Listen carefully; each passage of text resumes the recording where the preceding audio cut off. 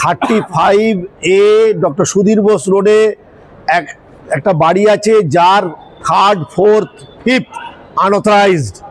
Chief justice সাহেব order দিয়েছিলেন যে বাড়িটাকে যে কটা টেন্যান্ট আছে খালি করতে হবে, ডেমোলিশন করতে হবে, এবং চিফ জাস্টিস 30 এপ্রিলের মধ্যে খালি করার নির্দেশ দিয়েছিলেন, লেটেস্ট বাই 16 মে।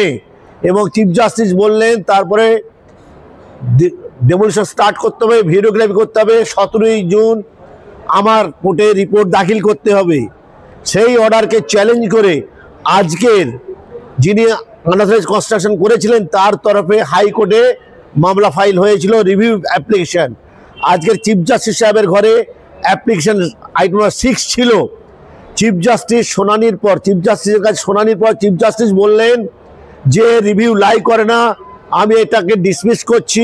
লালবাজারকে বলেছেন খালি করতে, কর্পোরেশনকে বলেছে ভাঙতে।